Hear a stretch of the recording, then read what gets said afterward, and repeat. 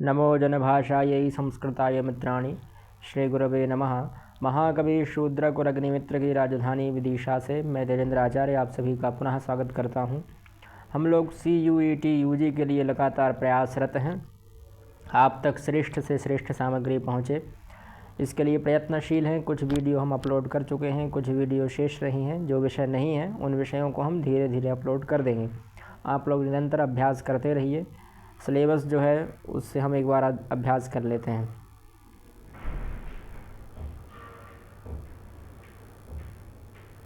धातु रूप और शब्द रूप का हम अभ्यास करा चुके हैं। आप लोग चैनल पर जाकर देख सकते हैं, वहाँ आपको वीडियोस मिल जाएंगी। उसके बाद हमारी कुछ संधियाँ थी, तो स्वर संधि का हम पूर्ण रूप से अभ्यास करा चुके हैं। दीर्घ गुण वृद्धि यण आदि पूर्व रूप, ये सभी संधियों को हमने पढ़ा दिया है।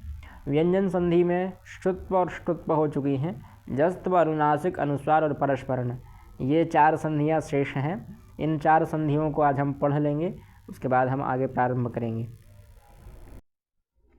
देखिए, संधियों से अधिक भयभीत होने की आवश्यकता नहीं है और संधियाँ आनी भी चाहिए। अगर आप एक संस्कृत छात्र हैं, संस्कृत में आना चाह रहे हैं, तो संधियों को आना बहुत ही आवश्यक है। आपके भविष्य में भी काम आएंगी। जब आप भविष्य में कोई लेख, शोध है या संस्कृत में कुछ भी शब्द लिखेंगे तो भी संधियों का आना बहुत आवश्यक है, क्योंकि अगर हम संधियों का प्रयोग नहीं करते हैं तो सामने वाला यह समझता है कि इसको व्याकरण का बिल्कुल भी ज्ञान नहीं है। तो इसीलिए हमें थोड़ी बहुत संधियाँ सामान्य आनी चाहिए। भविष्य में भले ही आप ज्योतिष, वेद, वेदांग, दर्शन, साहित्य कुछ भी लें, पर ये मत समझिएगा कि व्याकरण की यहाँ मैंने क्यों पढ़े। ना सिर्फ परीक्षा की दृष्टि से, बल्कि जीवन में आगे काम में आएंगी उस दृष्टि से पढ़ना है। तो झलाम झषोन्ते, यह एक सूत्र है। अगर आपने पाणिनीय सूत्रों का अध्ययन किया हो तो पाणिनीय सूत्रों में झल प्रत्याहार है, फिर जश प्रत्याहार है। तो झल प्रत्याहार में जो वर्ण आते हैं और जश प्रत्याहार में जो वर्ण आते हैं, उन्हीं के आधार पर यह संधि होगी। अगर आपने वो नहीं पढ़ा है तो भी कोई दिक्कत नहीं है ना। ज़रूरी नहीं है कि हर चीज़ के लिए प्रत्याहार पढ़े हों, कुछ चीज़ें बिना प्रत्याहार से भी हो जाती हैं। देखिए, पद के अंत में, पद मतलब शब्द समझिए, है ना। किसी भी शब्द के अंत में स्थित वर्ग, अब देखिए वर्गों के वर्ग जानते हैं, क वर्ग, च वर्ग, टा वर्ग, ता वर्ग, पा वर्ग, ये 5 वर्ग हैं, इन्हें याद रखिएगा। अगर आप व्यंजन संधि पढ़ रहे हैं तो स्पष्ट इसका अर्थ यह है कि इसमें व्यंजनों की ही महत्ता होगी, यानी यहाँ व्यंजन ही दिखेंगे। आगे पीछे स्वर हो सकते हैं, हो सकता है कि आपको स्वर भी दिख जाएं, पर इसमें महत्ता जिसकी होगी वो व्यंजन की ही होगी। व्यंजन मतलब क वर्ग, च वर्ग, टा वर्ग, ता वर्ग, पा वर्ग इत्यादि, या र ल श जो हैं, श श स ह, ये जो वर्ण हैं, इन वर्णों के आधार पर ही यह संधि होगी।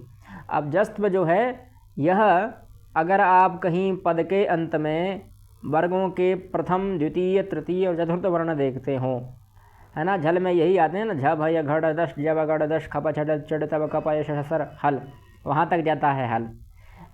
झवय से लेकर यह हल के ला तक जाता है झल प्रत्याहार, यानी झल के स्थान पर क्या होता है, जश। झल के स्थान पर जश होना ही क्या कहलाता है, जस्त्व संधि। इसलिए इसको जस्त्व कहते हैं, क्योंकि इसमें जश हो जाता है।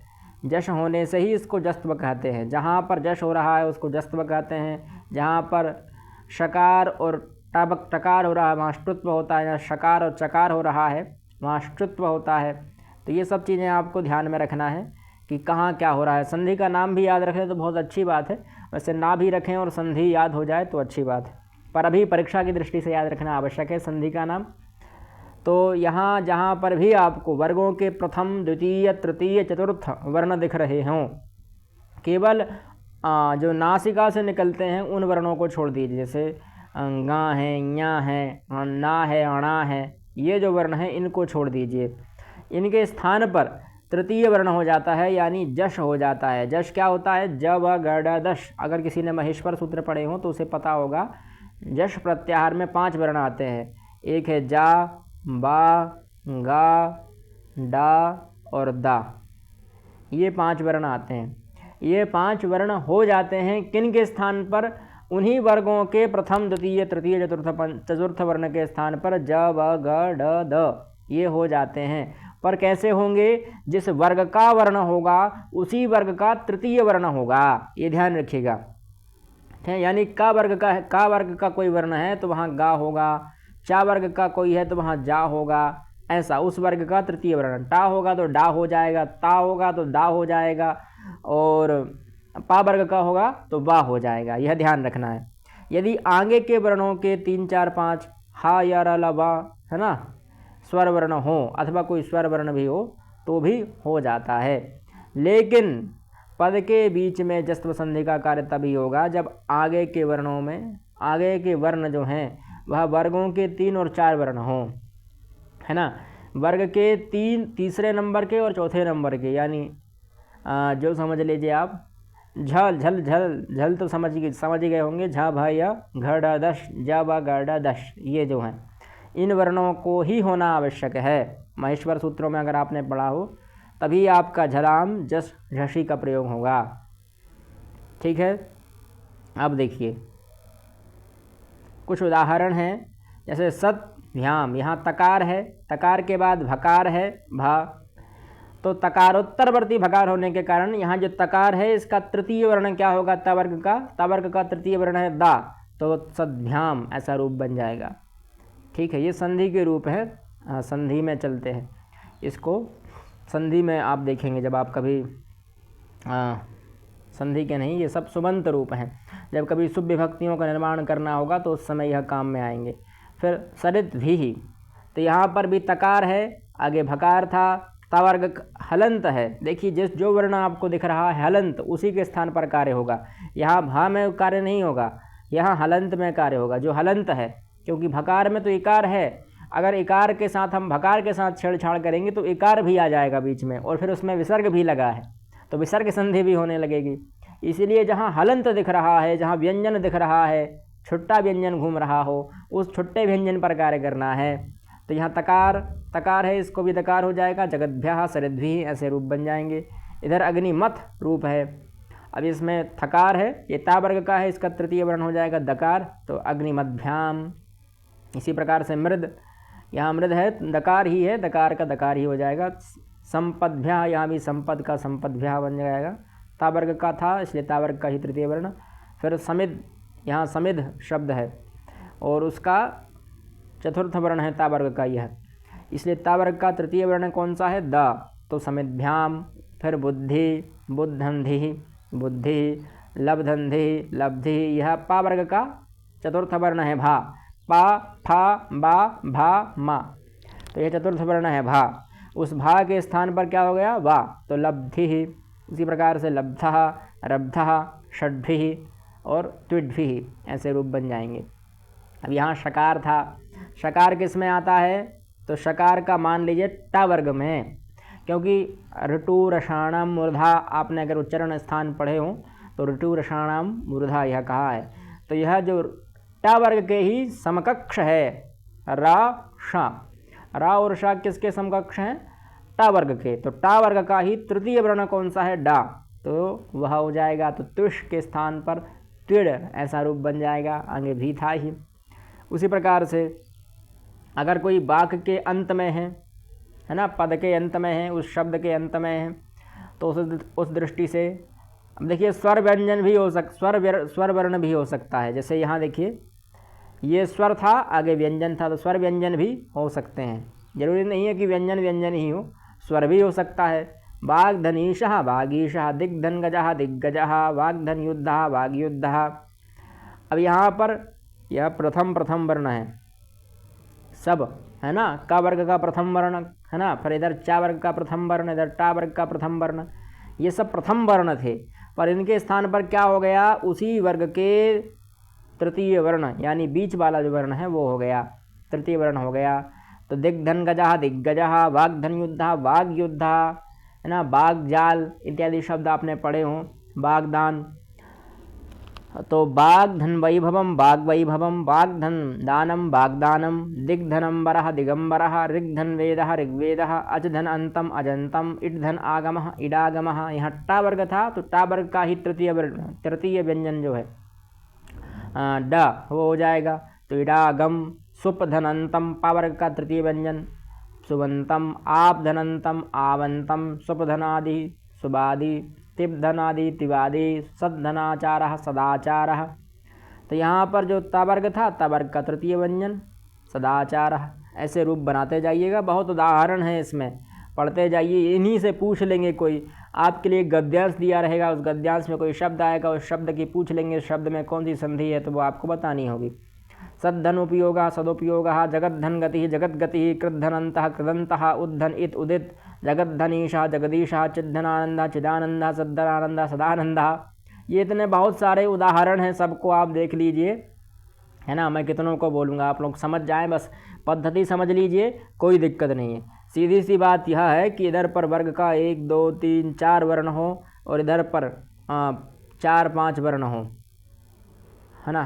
4 5 नहीं, 3 और 4 किसी भी वर्ग का, का वर्ग, चा वर्ग, टा वर्ग, ता वर्ग, पा वर्ग, इन 5 वर्गों का यहाँ पर 4 वर्ण हो, ये चारों में से कोई एक हो उस वर्ग के, और यहाँ पर कोई दूसरे वर्ग का अथवा कोई स्वर भी हो सकता है, स्वर वर्ण का यहाँ वर्ण हो, तो उनके स्थान पर यहाँ तीसरा वर्ण हो जाता है बीच में, ठीक है। इनके स्थान पर होगा, पहले वाले के स्थान पर तीसरा वर्ण हो जाएगा, ठीक है। बस यह इसका सामान्य रूप से है। अब अनुनासिक संधि पर आते हैं। यरो नुनासिके नुनासिको वा, यह यर के स्थान पर होती है। पद के अंत के वर्गों में, पद के अंत में वर्गों के, देखिए हम पढ़ रहे हैं व्यंजन संधि, तो वर्ग आपको याद होने चाहिए, का वर्ग, चा वर्ग, टा वर्ग, ता वर्ग और पा वर्ग।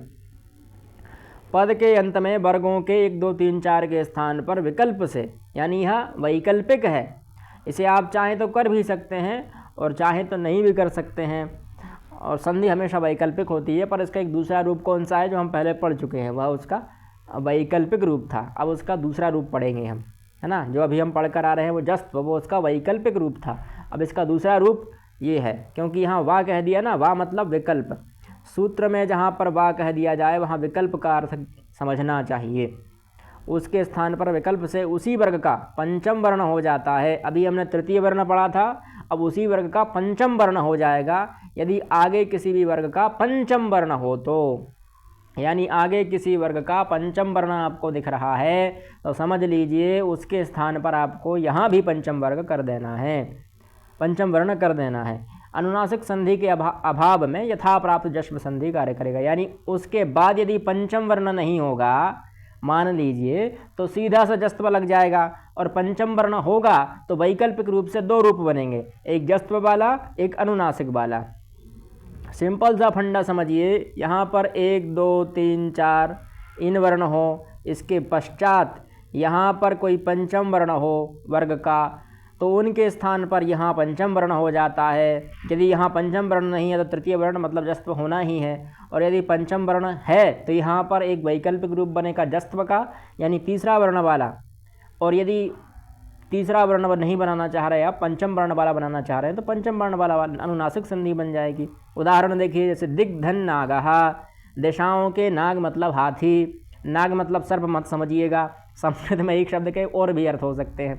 तो दिग्धन नागः, दिंगनागः, मेघदूत में दिंगनांग शब्द आता है। अब यहाँ एक वैकल्पिक रूप बनाया दिग्नाग, यह तृतीय वर्ण वाला है, ये पंचम वर्ण वाला है।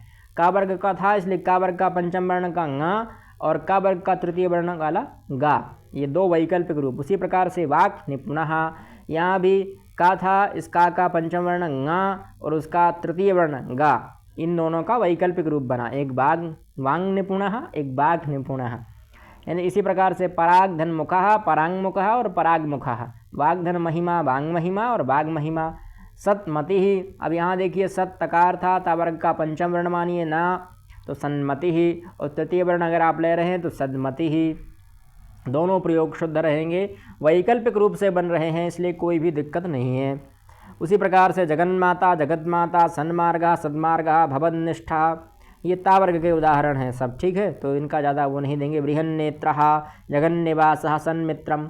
यहाँ पर देखिए श्रेष्ठ, अब आप कहेंगे कि सबसे अच्छा उदाहरण क्या रहेगा, तो सबसे अच्छा उदाहरण है जगन्माता का, इससे तो आप भूल ही नहीं सकते, हम जगन्माता का बहुत प्रयोग करते हैं, जगन्नाथ शब्द है ना, इन सब का हम बहुत प्रयोग करते हैं। और सबसे अच्छी बात यहाँ पर, अगर आपको प्रयोग करना है तो इनका प्रयोग ना ही करें तो ही अच्छा है, इन्हीं का प्रयोग करिए, अनुनासिक वालों का, क्योंकि अनुनासिक संधि बनी ही इसलिए है ताकि उसका प्रयोग हो। अगर आप सीधे इनका प्रयोग करने लगे जस्त्व का तो फिर वह ठीक नहीं रहेगा। इसका प्रयोग भी करते रहना चाहिए। अब श्रीमत् नारायण, तो श्रीमन नारायण, जय श्रीमन नारायण इत्यादि आपने सुना होगा बहुत जगह पर। उद्धन्मूलनम, तो उन्मूलनम, उन्मत्तः, यहाँ ये सब ता वर्ग का है।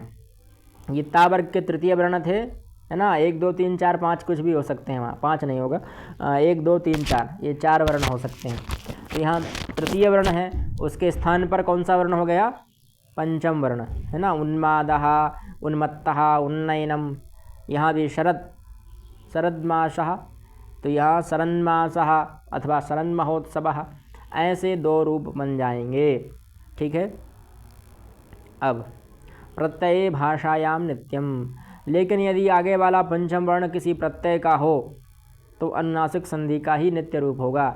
यानी कोई प्रत्ययांत शब्द आगे लगा हो तो उस दृष्टि से वहाँ पर पंचम वर्ण वाला ही प्रयोग बनेगा, अनुनासिक संधि वाला ही प्रयोग बनेगा।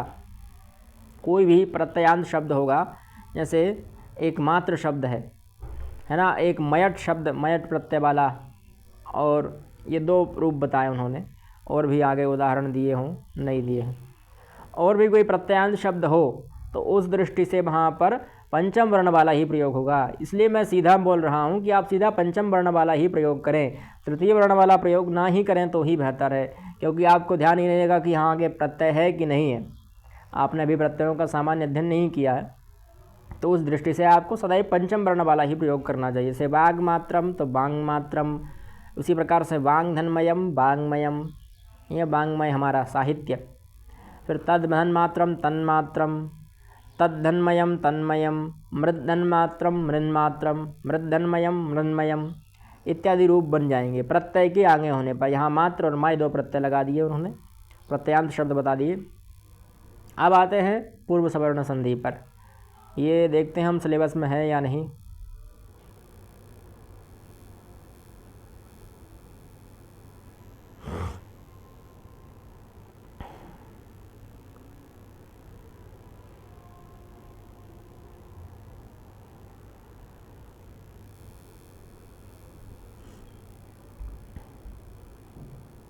पूर्व सवर्ण तो हमारे सिलेबस में नहीं है। चलिए आगे चलते हैं। परस्परण हमारे सिलेबस में है। लत्व संधि भी कहते हैं इसको, क्योंकि यह लकार कर देती है ना। एक वो गीता का श्लोक भी है, अगर आपने कभी पढ़ा हो, श्रद्धावान लभते ज्ञानम, है ना। तो वहाँ श्रद्धावान, वहाँ वान शब्द है, उस नकार के स्थान पर ला हो जाता है, श्रद्धावान लभते ज्ञानम, वान हो जाता है। ठीक तो ऐसे हो जाता है, वो सब तोरली सूत्र से ही होता है। तो इस परस्पर्ण संधि अथवा लत्व संधि का सूत्र है तोरली, एक ही सूत्र है, उस एक ही के सूत्र से सब कार्य हो रहे हैं। वह कहता है कि ता वर्ग ना तू शब्द का षष्ठी रूप है। साधु शब्द पढ़ा है, साधु शब्द के रूप याद किए हों आपने, अभी हमारे सिलेबस में लगे हैं साधु शब्द, गुरु शब्द इत्यादि में किसी के भी शब्द रूप याद हो तो षष्ठी में रूप क्या बनता है? साधो गुरो। उसी प्रकार से तू शब्द का षष्ठी में रूप क्या बनता है? तो, है ना। और ली यह सप्तमी पद है, यानी उसके स्थान पर, तकार के स्थान पर क्या हो जाता है? ला वर्ण पूर्व में हो तो ता वर्ग के स्थान पर ला हो जाता है ना। यानी इस तरफ क्या हो? ता वर्ग हो, और इस तरफ ला हो, तो इस ता वर्ग के स्थान पर ही ला हो जाता है, और इधर बड़ा ला तो रहेगा, यानी 2 ला हो जाएंगे। और ये ला नहीं होगा, ये ना होगा। ठीक है, इस ला को हम कहते हैं ना। ठीक है, ला नहीं है, ये नासिका से भी निकलता है इसका उच्चारण। ठीक है, ये ना है, अनुनासिक वर्ण है। ठीक है, यरो द्विधा, यबला द्विधा आपने पढ़ा होगा, अगर लघु सिद्धांत कौमुदी पढ़ी हो संज्ञा प्रकरण, तो वहाँ यबला द्विधा कहा है। न्या और वा और ला और ना, ये सब अलग अलग हैं। ठीक, इसलिए इस संधि को रत्व संधि भी कहा जाता है, क्योंकि इसमें ला हो जाता है, और अनुनासिक वर्ण ना के स्थान पर अनुनासिक ला ही परस्वर्ण होगा। ठीक, समझ गए।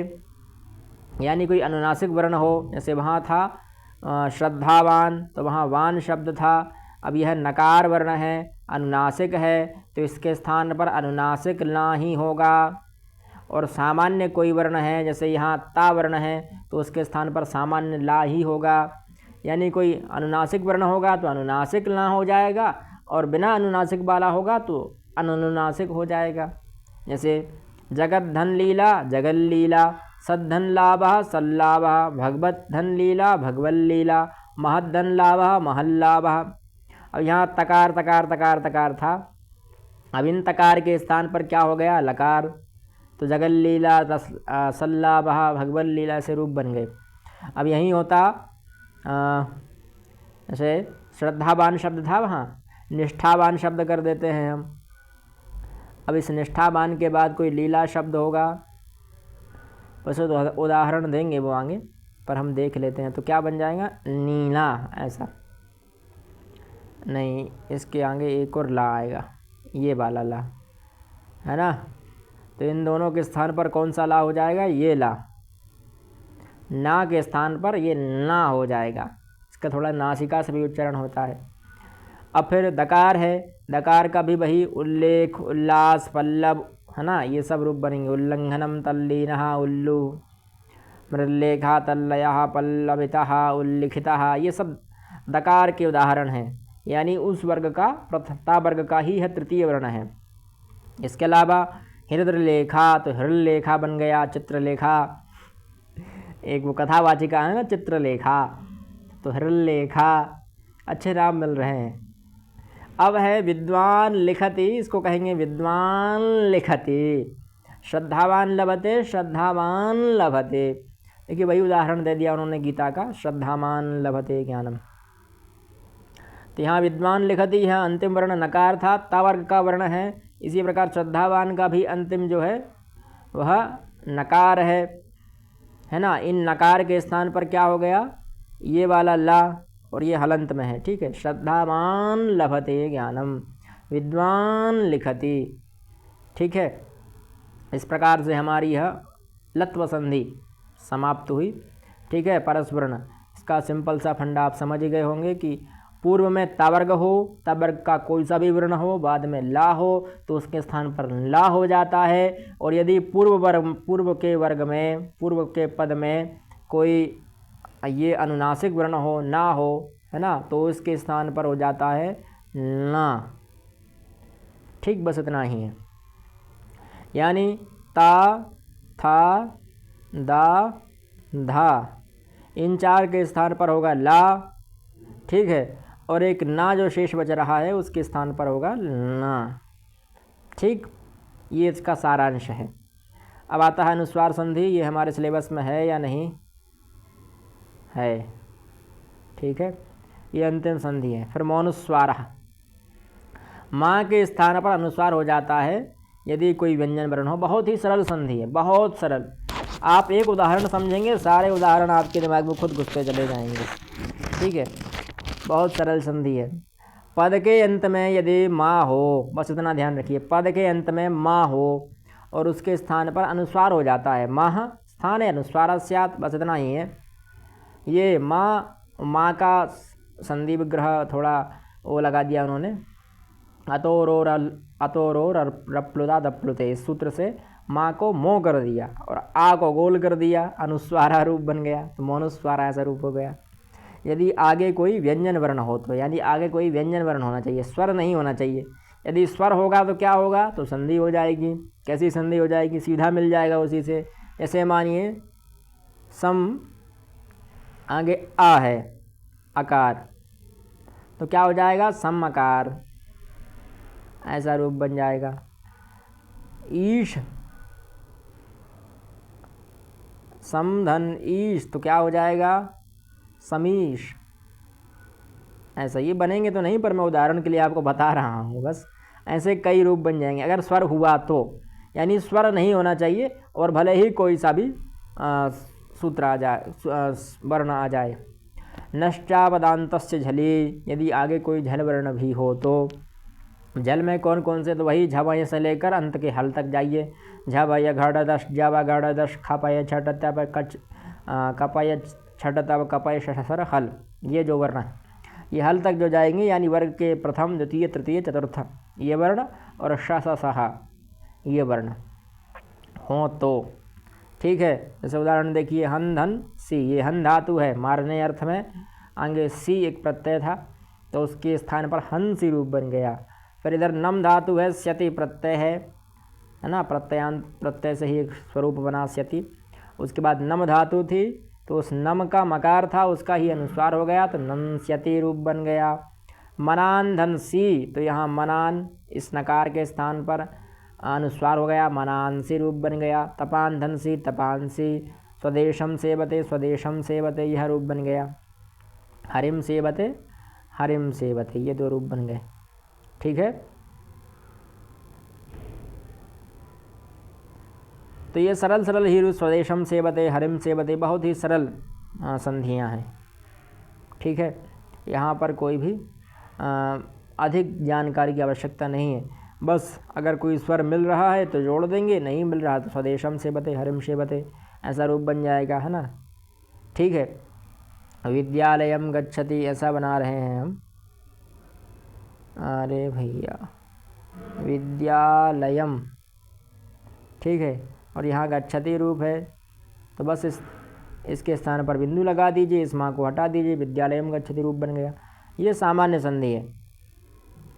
अब कहते हैं अनुस्वार परस्वर्ण संधि। ये सिलेबस में है या नहीं? परस्वर्ण तो है उसमें, बस अब ये नहीं है कि अनुस्वार परस्वर्ण पढ़ें, पर ठीक है हम पढ़ लेते हैं, आप लोगों का भी अभ्यास हो जाएगा इसी बहाने। अनुस्वारस्य यई परस्वरणः, पद के बीच के अनुसार आगे के वर्णों के 1 2 3 4 के होने पर अनुस्वार के स्थान पर बाद वाले वर्ण के अनुसार पंचम वर्ण का आदेश हो। यानी पद के बीच, पद के मध्य में, अनुस्वार के आगे, यानी इधर अनुस्वार हो, मान लीजिए कोई शब्द हो, और उससे पहले 1 2 3 4 हों, है ना, तो उनके स्थान पर इधर अनुस्वार हो और इसके बाद कोई 1 2 3 4 ऐसे वर्ण हो, है ना, पद वर्ग के, तो इस अनुस्वार के स्थान पर उस वर्ग का ही पंचम वर्ण हो जाता है। ठीक है, इधर अनुस्वार हो, इधर कोई 1 2 3 4 किसी भी वर्ग के ये 4 वर्ण हो, 1 2 3 4 में से कोई भी एक वर्ण हो, तो उस वर्ग का, जिस वर्ग का हो, जैसे का वर्ग का होगा तो क्या होगा? ञा। ठीक है, चा वर्ग का होगा तो ञा, टा वर्ग का होगा तो टा होगा, टा का णा हो जाएगा, ता वर्ग का ना हो जाएगा, पा वर्ग का मा हो जाएगा। ठीक है, उदाहरण देख लेते हैं। अंधन कितः, अब यहाँ अन था, नकार था, आगे कौन सा वर्ग है? क वर्ग है, तो का वर्ग का ही पंचम वर्ण ङ, ये हो जाएगा अंकित। ठीक, पहले बना अंकित और फिर उसके बाद अंकितः। इसी प्रकार से दिनांधन कहा, अनुस्वार हो गया तो दिनांक रूप बन गया, उसके बाद अंतर कोई नहीं आएगा। अब का वर्ग था तो का वर्ग का ही पंचम वर्ण ङ, दिनांकः। उसी प्रकार से आगे चा वर्ग था, नकार के स्थान पर क्या हो जाएगा? चा वर्ग का ही पंचम वर्ण ञ, तो अंचितः। फिर व्यंजनम, व्यंजन संधि हम पढ़ रहे हैं, व्यंजन बना कैसे? तो व्यंजनम, व्यंजनम बन गया। ठीक है, तो यहाँ भी नकार था, आगे जकार था, जकार किस वर्ग का है? चा वर्ग का है, तो इसलिए व्यंजनम। उसी प्रकार से कुंठा, पंडितः, हंता, गंता और गुम्फितः, भुंक्ते इत्यादि रूप बनेंगे। ठीक है, अब कह रहे हैं कि वा पदांतस्य, पद के अंत में, यानी कोई शब्द के अंत में ऐसा आपको देखने में आ रहा है, तो वह विकल्पस्य, विकल्प से हो, विकल्प से हो, विकल्पे, है ना। वाह मतलब विकल्प से, पदांत के अंत में, पद के अंत में यदि कहीं ऐसी स्थिति दिख रही है तो विकल्प से कर दीजिए। ठीक है, जैसे यहाँ देख लीजिए गुम्फित में जो है ना, कौन सा वर्ण था? पा वर्ण था, फा वर्ण था, तो फा वर्ण किस में आता है? पा वर्ग में, इसलिए माँ हो गया। अब यहाँ विकल्प से देखिए, त्वम करोषि, तो इसका एक वैकल्पिक रूप बनेगा त्वं करोषि, है ना, क्योंकि संधि हो गई, हमने संधि कर दी त्वं करोषि। और एक वैकल्पिक रूप दूसरा वाला जो है वह त्वम करोषि, हमने यहाँ संधि नहीं की है। उसी प्रकार से त्वं चतुरः, त्वं चतुरः, संधि संधि, संज्ञा संज्ञा इत्यादि रूप बनेंगे। ये पद के अंत में हो, ये एक उपसर्ग था और ये एक पद था। इसी प्रकार से संयंता, संवत्सरः, समलिंगम, पुल्लिंगम इत्यादि रूप बनेंगे। ठीक है,